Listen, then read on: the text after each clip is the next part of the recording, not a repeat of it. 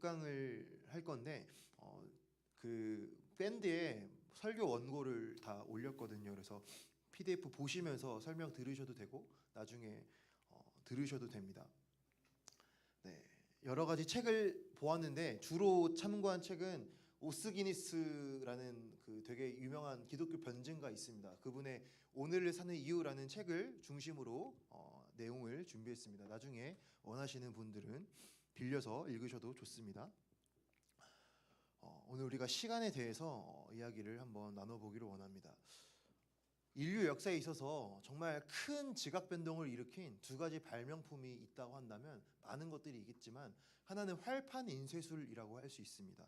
15세기에 구텐베르크라는 그 사람이 활판 인쇄술을 발명을 했는데 그 이후 많은 책들이 대량으로 인쇄가 되어서 지식이 널리 퍼지게 되었고 그래서 지식과 이런 산업이 많이 발전했다고 합니다. 그리고 또 성경도 대량 인쇄를 시작해서 그때는 이제 중세 시대라서 고위 성직자들 이제 카톨릭 안에서 높은 신분이 높은 그런 사람들만 성경을 가지고 있었는데 성경을 대량 인쇄하면서 많은 사람들이 성경을 다 자기가 가지고 있을 수 있게 되었어요.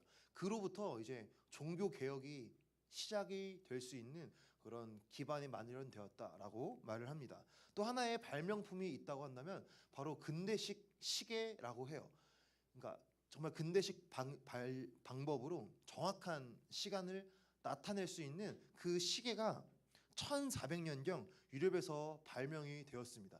그 발명으로 인해서 그 이전 시대까지만 하더라도 시간에 관해서 애매모호했다고 합니다. 그래서 몇 시에 만나 우리가 지금 약속을 잡을 때 구체적인 시간을 잡잖아요. 그런데 구체적인 이런 근대적 시계가 발명되기 이전에는 그냥 해가 몇 도에 있을 때 만나, 뭐 해가 쨍쨍할 때 만나라던가 뭐 그림자가 어디 있을 때 만나, 되게 애매모호한 시간의 개념을 가지고 생활을 했어요. 그런 애매모호함 때문에 어떠한 발전이 없었는데 정확한 시간 개념이 등장한 이후부터 지식과 산업에 있어서도 엄청난 이런 발전이 있었다고 합니다. 자, 그래서 이 정확한 시간 개념은 오늘날 시간 엄수, 시간을 반드시 지켜야 되는 그런 개념으로 이어지게 되고 더 빠르게 하는 것이 중요하다라는 그런 개념으로도 이어지게 되고 이런 이제 발전에 많은 영향을 끼쳤다라는 걸 우리가 알 수 있어요. 그래서 오늘날 우리가 살아가는 시대는 사실 너무 빠른 시대를 살아간다라고 생각할 수 있습니다. 해야 될 것이 너무 많고 뭐 트렌드나 문화나 이런 것들이 계속해서 변하고 지식이나 어떤 이런 대학에서의 가르치는 것들이 계속해서 시대가 지나면서 변화가 되잖아요. 그러니까 우리가 살아가는 시대는 시간이 점점 가면서 너무나 모든 것이 빠르게 변해가는 시대를 살아가는데 우리가 그러한 시대를 살아가면서 삶의 의미에 대해서 어떻게 우리가 생각을 할 수 있는지 그것을 한번 생각해 보았으면 좋겠습니다. 너무 빠르고 너무 많이 변하고 너무 해야 될 게 많은 시대를 살아가면서 오히려 우리는 그 가운데 지치기도 하고 우리의 마음이 좀 많이 허전하기도 하고 공허함을 발견하기도 한다라는 것이죠. 그래서 우리는 이 시간의 개념에 대해서, 시간관에 대해서 성경적으로 어떠한 가치를 지녀야 되는지 오늘 이것을 생각해 보았으면 좋겠어요. 크게 이 시간관에 대해서 세 가지 시간관이 있다고 볼 수 있어요. 첫 번째는 순환적 시간관입니다. 이것은 이제 고대 세계나 그리스나 이제 힌두교나 불교를 비롯한 동양의 이런 전통에서 순환적 세계관이 많이 발전했다고 해요. 그래서 뭐 봄이 오면 그 다음에 여름, 가을, 겨울이 있고 구름에서 비가 떨어지면 비가 내리고 또 그것이 강물로 흘러가서 바다로 가고 또 날씨가 더우면 다시 증발해서 구름이 되고 다시 비가 되는 뭐 이런 순환의 논리와 같이 인생 자체, 시간 자체를 순환하는 것이다라고 생각하는 개념입니다. 그래서 우리가 흔히 이것을 불교에서 쉽게 우리가 이해할 수 있는데 불교에서는 환생 개념이 있잖아요. 우리가 뭐 착하게 살면 다음에 좋은 생물체로 태어나고 나쁘게 살면은 다음에 뭐 미물과 같은 생명체로 태어난다라는 그런 불교의 그런 환생과 같은 개념이 있는데 이러한 가치관이다라는 것이죠. 하지만 이것의 한계는 모든 것이 결국 돌고 돌아서 다 제자리로 돌아간다면 오늘 우리가 뭐 열심히 하는 게 무슨 의미가 있을까? 우리가 이 인생을 제대로 살아가는 게 무슨 의미가 있을까라고 하는 그런 허무주의로 빠질 수 있는 그러한 한계가 있습니다. 또 두 번째 시간관이 있는데 이것은 이제 유대 기독교적 시간관입니다. 다시 말하면 언약적, 직선적 시간관인데 일단 직선적인 무슨 말이냐면 시작이 있으면 끝이 있다라는 것이죠. 하나님께서 이 세상을 창조하셨고 시간을 창조하셔서 시작하셨고 그 시간에는 끝이 있다라는 것이죠. 그런데 이 직선적 세계관에서도 또 중요한 게 언약적 세계관이에요. 하나님께서 이 세상을 창조하시고 다스리시고 그것을 하나님의 인간과 언약을 맺으셔서 하나님의 뜻에 따라 이 세상을 다스리시고 섭리하신다라는 그런 세계관, 시간관입니다. 그래서 우리 기독교인이 가지고 있는 그런 세계관이 이런 시간관이다라고 할 수 있어요. 또 세 번째는 세속적인 직선적 시간관이 있습니다. 아까 말했던 직선적이라고 보는 것은 동일하지만 세속적이에요. 그러니까 그 자리에 하나님을 굳이 두지 않아요. 하나님 없이 그냥 시작이 있고 끝이 있는 건 알겠어. 그것은 인정하는데 그 자리에 이것을 창조하신 하나님을 인정하지 않고 그냥 시작과 끝은 어떻게 되는 거지 잘 모르겠어. 그런데 이 시작과 끝이 있으니 그냥 우리에게 주어진 이런 삶을 내 맘대로 살 거야 라고 하는 그러한 것으로 나아가게 된다라는 것이죠. 그래서 방금 말했던 이 세속적이고 직선적인 시간과는 또 두 가지로 나뉘어진다라고 볼 수 있어요. 첫 번째로는 무신론적인 세계관으로 나아갑니다. 하나님을 인정하지 않고 방금 말했듯이 이 세상은 시작이 됐는데 어떻게 시작됐는지는 알 수가 없어. 또 어떻게 끝날지도 알 수가 없어. 그러니까 그냥 모두가 다 자기 마음대로 자기가 원하는 대로 사는 것이 잘 사는 거야 라는 개념을 가지는 것이죠. 그래서 이 단 한 번의 인생을 그냥 즐기며 살자. 원하는 거 다 하면서 살자. 인생에서 하고 싶은 거 우리가 누릴 수 있는 쾌락과 재미를 다 즐기며 살자라고 생각하는 것이 이러한 세계관이라고 할 수 있습니다. 이것은 곧 자기 소견에 옳은 대로 살아가는 것이고 사사기 시대와도 같다고 할 수 있겠죠. 두 번째로는 이신론적 세계관을 가질 수 있어요. 이신론에 대해서 다들 한 번 이상쯤은 다 들어보셨을 텐데 이신론이 무엇이냐면 하나님을 인정을 하는데 창조주 하나님까지만 인정해요. 구원자 하나님, 이 세상을 다스리시고 통치하신 하나님을 거부하는 거예요. 하나님이 이 세상을 창조하셔서 오케이 인정해. 그런데 그 하나님은 더 이상 우리의 삶 가운데 개입하시지 않아. 그 이후에는 인간 마음대로 사는 거야. 그 이후에는 그냥 우리가 어떻게 사는가에 따라 달려 있는 거야 라고 생각하는 것이 이신론적 세계관이에요. 그러니까 이런 사람들은 하나님의 존재를 인정은 하나 더 이상 그 하나님의 구원의 어떤 계획이나 하나님이 인간의 삶 가운데 통치하시고 우리가 하나님의 뜻대로 살아야 의미 있다라고 하는 개념을 거부하는 것이죠. 결국 이것도 하나님을 인정하긴 하지만 자기 멋대로 살아가는 그러한 결과로 이어지게 된다라는 것입니다.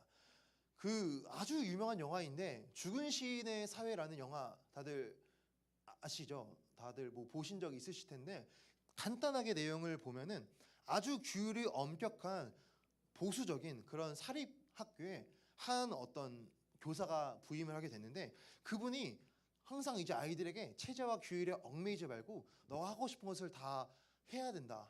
하고 싶은 거 해도 돼. 뭐 그런 내용이에요. 그러면서 이제 여기서 나온 유명한 말이 카르페 디엠이라는 말이 나왔어요. 그래서 이것을 이제 그 원어 그대로 말하면 현재를 즐겨라. 오늘을 붙잡으라. 지금 이 순간에 충실하라. 그러한 의미를 가지고 있어요. 그래서 이거는 내 사실 되게 다의적으로 해석이 됩니다.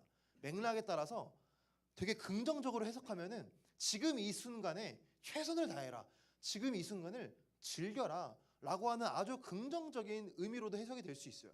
이것은 우리가 잘 받아들일 수 있죠. 뭐 피할 수 없으면 즐겨라. 뭐 이런 내용과도 같이. 그런데 또 부정적으로 이것을 해석하게 되면은 오늘이 이 누릴 수 있는 즐거움과 쾌락을 다 누려야 된다라고 하면서 쾌락을 더 많이 추구하는 그런 쾌락주의로도 이어지게 됩니다. 그래서 오늘 우리가 가진 이 시간, 우리의 짧은 인생, 우리가 할 수 있는 거 다 하면서 다 누리면서 재미있게 사는 것이 잘하는 거야. 모든 규례와 얽매이는 것들 다 내어 던지고 하고 싶은 거 다 하면서 살아. 그게 인생을 제대로 사는 거야 라고 하는 그런 방탕함으로도 이어질 수 있다라는 것이죠.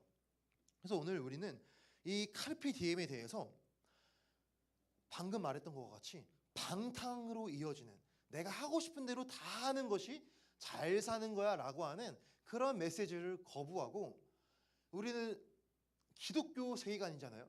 하나님께서 이 세상을 창조하시고 통치하심을 인정하기 때문에 하나님의 뜻 아래에서 우리가 그것을 이해하고 해석해야 됩니다. 그래서 하나님의 뜻 안에서 나의 인생을 주님을 위하여 최선을 다하는 것, 주님을 위하여 나의 시간을 드리는 것, 주님을 위하여 이 시간을 충실하는 것, 이러한 성경적인 카르페 디엠으로 우리가 나아가야 한다라는 것이 오늘 우리에게 가장 큰 교훈이라고 할 수 있습니다. 이 부분이 사실 결론적인 메시지예요. 잘 기억하시고, 결국 우리는 다시 말해서 하나님이 우리에게 자유의지를 주셨잖아요. 하나님께서 우리에게 주신 자유의지를 가지고 내 멋대로 살아가는 그러한 방탕한 의지로 나아가는 것이 아니라, 하나님께서 내게 주신 자유의지를 가지고 하나님께서 기뻐하시는 뜻을 향해 나아가는 그런 성경적인 자유의지로 나아가야 한다라는 것이 최종적인 결론이라 할 수 있어요. 우리가 이렇게 살아가야 되는데 성경이 왜 이런 것을 요구하는지, 성경이 인간에 대해서 무엇이라 진단하기에, 성경이 사람에 대해서 무엇이라 말하기에 우리가 이렇게 살아가야 하는지, 그것을 우리가 한번 살펴보기를 원합니다. 성경을 보면은 하나님은 우리 사람을 특별한 존재로 창조하셨다고 말하고 있어요. 그래서 인간은 하나님의 형상과 모양을 닮은 존재로 지음을 받았고, 특별히 자기 자신을 인식할 수 있는 자의식의 그런 능력을 가지고 있어요. 그런데 이 자의식의 능력은 과거를 통하여서 현재 자신을 인식할 수도 있고, 또 지금 현재를 통하여서도 자기를 인식할 수도 있고, 또 미래를 생각하면서 미래에 어떠한 일이 일어날 것을 우리가 상상하고 조망하면서 오늘 내가 어떻게 살아갈 수 있을지를 생각할 수 있는 그러한 자의식을 가진 존재라는 것입니다. 그래서 과거와 미래와 현재의 이런 시간을 우리가 생각하고 조망함으로써 내가 오늘 이 순간을 어떻게 살아가야 되는지를 우리는 생각하고 판단할 수 있는 그런 기능을 가졌다라는 것이죠. 먼저 과거부터 보겠습니다. 우리는 과거에 대한 기억을 통하여서 오늘 현재 우리가 어떻게 의식할 수 있는지를 생각할 수 있습니다. 영국의 아널드 토인비라는 역사학자가 이런 말을 남겼습니다. 인류에게 가장 큰 비극은 지나간 역사에서 아무런 교훈을 얻지 못한다는 데 있다. 그러니까 다 이제 들어보셨듯 과거를 돌아보면서 오늘 어떻게 살아야 될지 교훈을 얻어야 한다라는 그런 말이잖아요. 이와 같이 우리는 과거에 있었던 일들, 과거의 역사들을 공부하고 배움으로써 오늘 우리가 어떻게 행동해야 되는지에 대한 지혜와 그러한 적용을 얻어낼 수 있다라는 말입니다. 두 번째로는 우리는 상상력과 비전을 포함해서 미래에 일어날 일들을 생각하여서 오늘 우리가 어떻게 살아가야 되는지를 생각을 할 수가 있습니다. 우리가 미래에 어떠한 일이 일어나는지를 아는 것을 선견지명이라고 하잖아요. 그러니까 미래에 어떤 일이 있는지 아는 것으로도 그것이 우리에게 굉장한 많은 도움을 줄 수 있습니다. 예를 들어서 중고등부 시절에 만약에 우리가 10년 후가 되면은 내 힘으로 진짜 직장과 가정을 이뤄야 되고 돈을 벌어서 가정과 생계를 책임져야 되는 그러한 일들이 있어라는 걸 우리가 정말 더 오늘 우리가 느끼듯이 느낀다면은 우리가 중고등부 시절에 더 공부를 열심히 했겠죠. 근데 사실 그런 미래에 대한 그런 거를 잘 못 느끼니까, 잘 모르니까 조금 그런 뭐 시간 흘려보내는 그런 것이 있을 수 있는데, 우리는 미래에 어떠한 일이 있을 것을 자세하게 아는 것으로도 오늘의 태도에 많은 영향을 끼칠 수 있다라는 것이죠. 그럼 우리는 성경에서 우리 사람에 대해서 뭐라고 말하는지를 살펴본다면, 먼저 하나님께서는 선악과를 먹고 범죄한 아담과 하와에게 이렇게 말씀하셨어요. 너는 흙이니 흙으로 돌아갈지니라.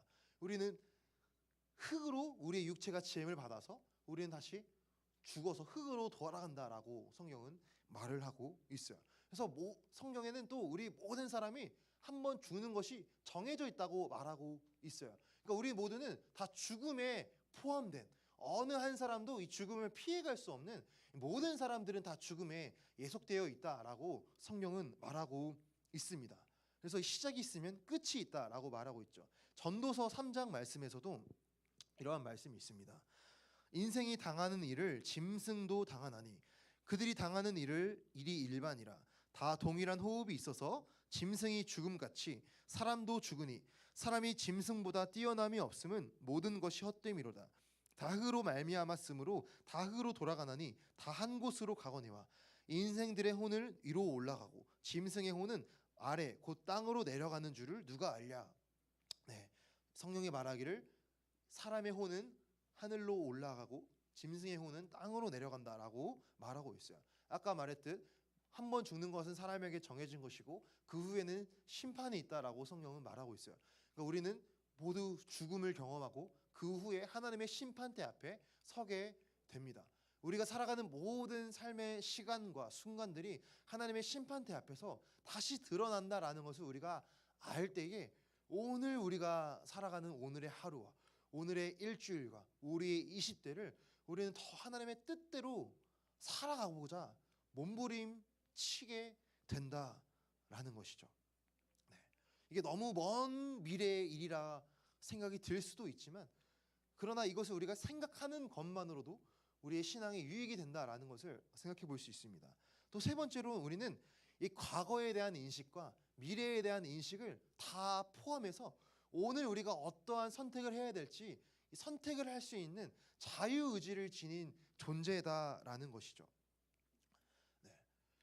인간은 자유의지를 가진 존재예요. 그래서 하나님께서는 우리를 통하여서 하나님의 이 뜻을 이 땅 가운데 실현시킬 존재로 우리를 부르셨어요. 하나님께서 이 땅에 직접 개입하시는 경우도 있지만 특수한 케이스로 하나님은 대개 사람을 선택하시고 사람을 세우셔서 사람을 통하여서 그 하나님의 뜻과 섭리가 이루어지도록 사용하시는 분이십니다. 그래서 우리는 이러한 자유의지를 지닌 존재로 지음을 받았다라는 것을 생각을 해볼 수가 있어요. 그런데 하나님께서 우리에게 선택할 수 있는 자유를 주셨잖아요. 근데 이 선택할 수 있는 자유에는 한 가지 책임이 따릅니다. 곧 그 선택에 대해서 우리가 책임을 져야 한다라는 것이죠. 우리가 책임이 없는 자유가 없다, 그런 말을 많이 듣잖아요. 그러니까 모든 우리가 선택을 하면은 그것에 대한 책임을 지게 되어 있잖아요. 그러니까 우리는 모든 선택에 대해서 책임을 져야 되는 그러한 상황에 놓였어요. 그런데 우리는 아담과 하와가 범죄하였고 그 이후로 아담의 후손으로 태어난 모든 사람들은 죄 가운데 살다가 평생에 죄를 지으며 살고 그 죄에 대한 책임이 결국 지옥이고 영원한 형벌인데, 하나님께서는 그 죄에 대한 책임을 예수님께 대신 지게 하셔서 우리를 구원하신 것이죠. 이것이 십자가의 복음입니다. 우리의 책임을 예수님께서 대신 지신 것, 이것이 복음이다라는 것을 우리가 다시 기억하면서 다시 내용으로 돌아오겠습니다. 다시 성경이 인간에 대해서 뭐라고 말하고 있느냐, 그것을 다시 살펴볼 때 성경은 우리 사람들이 하나님의 형상대로 지음을 받았다라고 말하고 있어요. 우리가 요즘 로봇, AI 그런 게 많이 나오잖아요. 근데 그런 것은 어떠한 입력값을 코딩하면은 딱 그 행동만 하잖아요. 그런데 하나님은 우리를 그런 로봇과 같이 지으신 게 아니잖아요. 방금 말했듯 하나님 우리에게 자유의지를 주셔서 그 자유의지를 가지고 스스로 하나님을 기쁘시게 하는 선택을 할 수 있는 그러한 자유를 주신 존재로 창조하셨다라는 것이죠. 그래서 하나님의 그 뜻은 그러한 우리의 자유의지를 가지고 아까 말했듯 하나님께서 기뻐하시는 선택을 함으로써 하나님의 뜻이 이 땅 가운데 실현되게 하는 것을 우리에게 원하시고 그것을 우리에게 요구하신다라는 것이죠. 그래서 우리는 이러한 우리의 정체성에 대해서, 성경에 말하는 인간관에 대해서 우리가 잘 아는 것이 우리에게 주어진 시간, 우리에게 주어진 인생을 어떻게 살아갈까라는 거에 많은 영향을 끼친다라는 것입니다. 하나님께서 우리에게 특별한 이러한 목적과 사명을 주시고 우리에게 이 생명을 주셨고 예수 그리스도를 통하여 구원하셨으니 이제 우리는 우리에게 주어진 남은 생애와 남은 시간을 나의 뜻대로 나의 원함이대로가 아니라 하나님이 기뻐하시는 뜻대로 나아가야 한다라는 것입니다. 하나님은 우리에게 주신 이 모든 시간을 통틀어서 모든 재능과 우리에게 주어진 모든 삶과 우리에게 주어진 모든 인생의 우리의 달란트를 통하여서 많은 열매를 누리고 풍성한 삶을 살아가기를 기뻐하십니다. 우리가 네 죄송해요.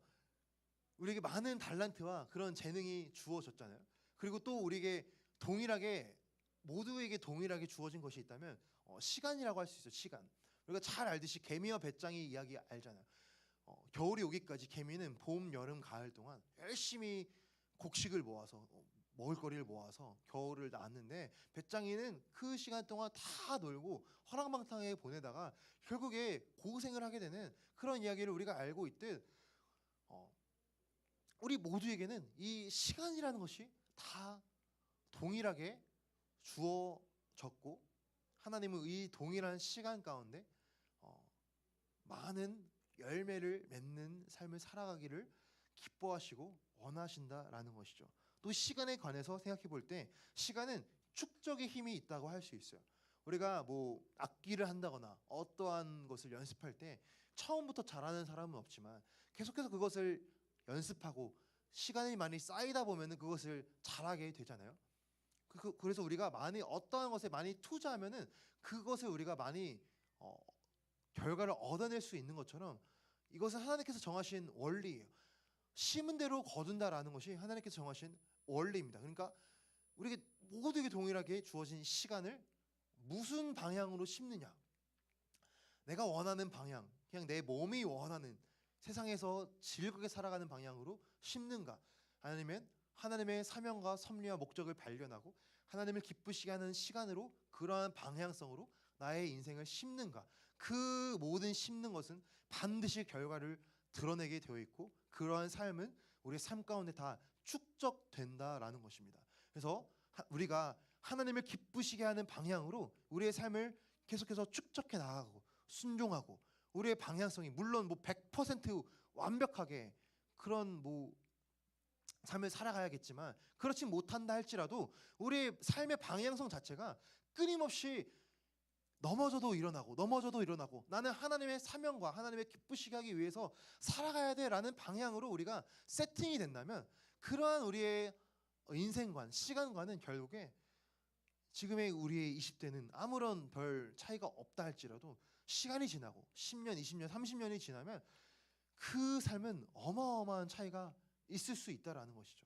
하나님께 붙들린 사람은 하나님께서 그 삶의 지경을 조금씩 넓히셔서 하나님의 영광을 위하여 크게 사용하실 수 있는 사람이 될 수도 있고, 반면에 우리에게 주어진 이 시간을 그냥 내가 원하는 대로 20대에 내 멋대로 이 세상 즐기기도 바빠하면서 그렇게 살아간다면 10년, 20년, 30년 후에 물론 뭐 망하지는 않겠지만 그 사람이 하나님께서 쓰시는 그런 일이라기보다는 그냥 평범한, 그냥 이 세상에서 지극히 평범한 그러한 삶이 될 수도 있다라는 것입니다. 그래서 우리는 우리에게 주어진 시간을 정말 무슨 것으로 채울 거냐, 죄로 채울 거냐, 쾌락으로 방탕으로 채울 거냐, 순종으로 채울 거냐, 예배함으로 채울 거냐, 하나님을 기쁘시게 하는 일로 채울 거냐, 이것을 우리가 결정해야 된다라는 것입니다. 또 세 번째로 우리가 시간에 대해서 생각해 볼 것은 모든 시간의 가치는 곧 생명의 가치라고 할 수 있어요. 만약에 하나님께서 저에게 허락하신 시간이 50살까지라고 그냥 상상을 해봅시다. 그러면 저는 오늘 하루를 살아가면은 30년이 남았는데 하루가 이제 줄어드는 거죠. 그러니까 우리가 모든 시간이 사실 하나님은 우리에게 정하신 그런 시간이 있잖아요. 우리는 하나님께서 허락하신 시간까지 살고 하나님께서 허락하신 시간이 마무리되면은 주님 앞에 서게 될 거예요. 결국 우리의 모든 오늘이라는 이 시간도 영원할 것 같지만 결국에 하루하루 축적되고 쌓이는 것이고 하나님께서 허락하신 나를 향해 조금씩 조금씩 나아가고 있는 것인데 결국 이 시간이 생명이라고 볼 수 있는 거죠. 우리가 주님 앞에 서게 되는 그 날이 다가오니까 우리에게 남은 이 시간 자체가 곧 우리의 생명이라고 이해할 수 있습니다. 그래서 우리의 이 생명을 우리가 어떠한 것에 더 투자할 것인가? 정말 내가 나의 생명을 내 자신이라는 존재를 우리가 소중하게 여긴다면은 우리가 허튼 데에 시간을 쓰기를 싫어하잖아요. 만약에 내가 정말 소중한 사람이라고 생각하면은 우리가 내가 하기 싫어하거나 내가 가치가 없다고 판단하는 일에 우리가 시간을 안 쓸 거잖아요. 내 시간이 소중하다고 생각하니까. 그렇죠? 그러니까 우리가 진짜 내 생명이 소중하다고 생각하면 우리의 시간을 가치 있는 것에 써야 된다. 그런데 한 가지 더 나아가서 내 시간은 내 것이지만 또 동시에 포함해서 예수님의 목숨값이라고 할 수가 있죠. 하나님 우리를 살리기 위해서 예수님을 희생하셨으니까. 그러니까 내게 주어진 시간은 내게 주어진 선물이기도 하지만 내 소유인 건 맞지만 동시에 더 나아가서 예수님의 희생하신 십자가의 그 목숨의 값이 또 나에게 주어진 생명에 플러스 되어 있다라는 것을 우리가 알 수 있어요. 그러니까 우리가 정말 예수님을 소중히 여긴다면, 정말 예수님의 이 십자가의 사랑을 우리가 귀하게 여긴다면은 내게 남겨진 이 시간을 우리는 더 소중하게 예수님을 소중히 여기는 만큼 더 소중하게 여겨야 된다라는 것입니다. 그래서 오늘 우리에게 주어진 이 한 번의 예배를 우리가 어떻게 보면은 또 다음 주도 예배가 있고 또 수요일도 예배가 있고 금요일도 예배가 있어. 그냥 많은 예배 중에 한 번이야 라고 우리가 가치 없게 여길 수도 있지만 오늘 우리의 이 드려진 예배를 하나님께서 내게 정하신 허락하신 시간 안에서 내 인생에 남은 모든 생애를 어떻게 살아갈지를 하나님 앞에 다시 점검하고 말씀과 기도로 다시 마음을 새롭게 하는 시간이야 라는 우리가 마음을 가지면 우리가 모든 예배 한 번 한 번을 허투루 드리지 않고 더 소중하게 마음을 담아 드릴 수 있을 것입니다. 결론입니다. 그러면 우리가 이 시간에 대해서 많은 것들을 살펴보았는데 그럼 우리는 우리에게 남겨진 시간들, 우리에게 남겨진 이 생애를 어떻게 살아가야 되는가 딱 세 가지만 나누고 기도하도록 하겠습니다. 첫 번째로는 우리의 시간의 가치가 예수님의 목숨값이니 우리는 이 시간을 예수님의 사랑을 전하는 일에 사용해야 합니다. 하나님께서 우리에게 주신 그 생명이 자기 자신을 희생하셔서 많은 사람을 살리신 것이잖아요. 내가 온 곳은 섬김을 받으려 함이 아니라 도리어 섬기려 하고 자기 목숨을 많은 사람의 대속물로 주려 하심이라. 주님께서 말씀하셨듯 주님은 자기 자신의 생명을 많은 사람을 위한 대속물, 구원하기 위한 그 희생의 값으로 자신의 생명을 드리셨어요.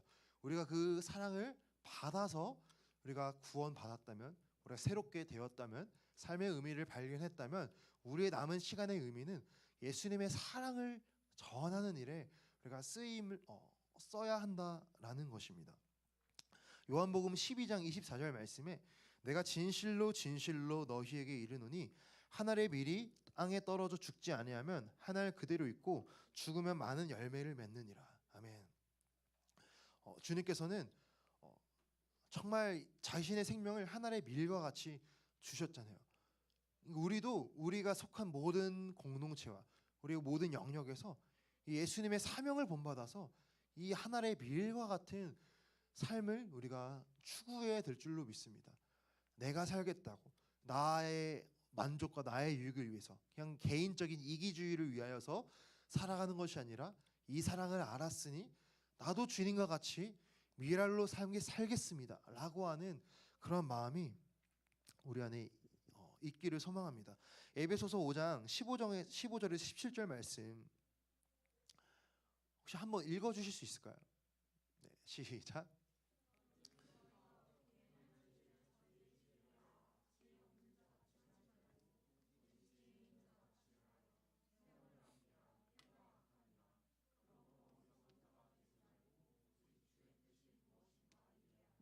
아멘. 우리가 잘 아는 말씀인데 16절을 보겠습니다. 16절 세월을 아끼라 때가 악하니라라고 말하고 있어요.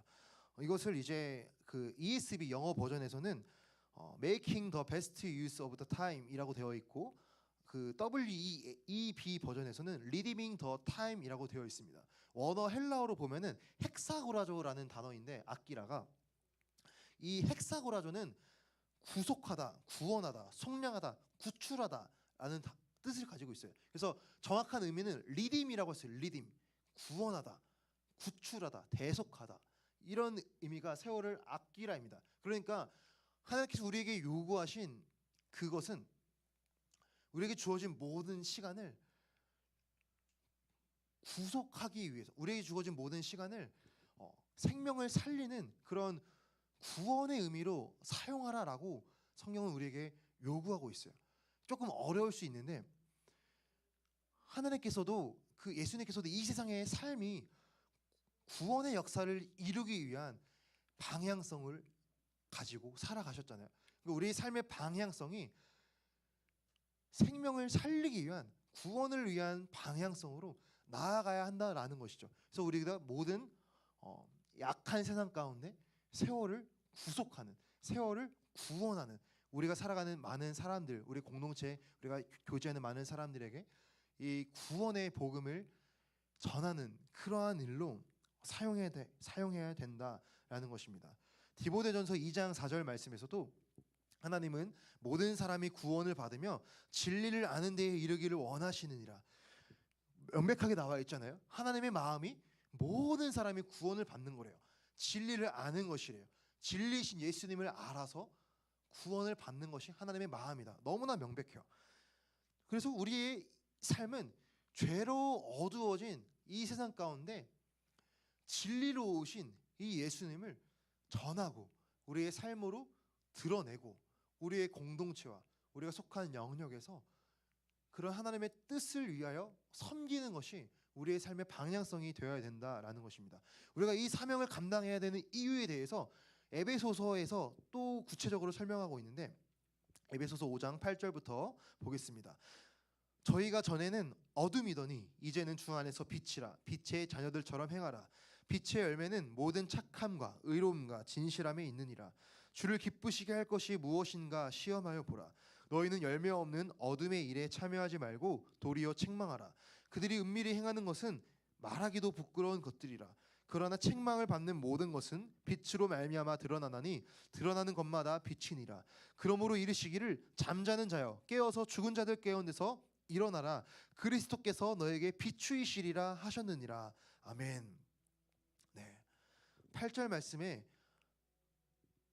너희가 전에는 어둠이었는데 이제는 주 안에서 빛이래요. 빛의 자녀들처럼 행하래요.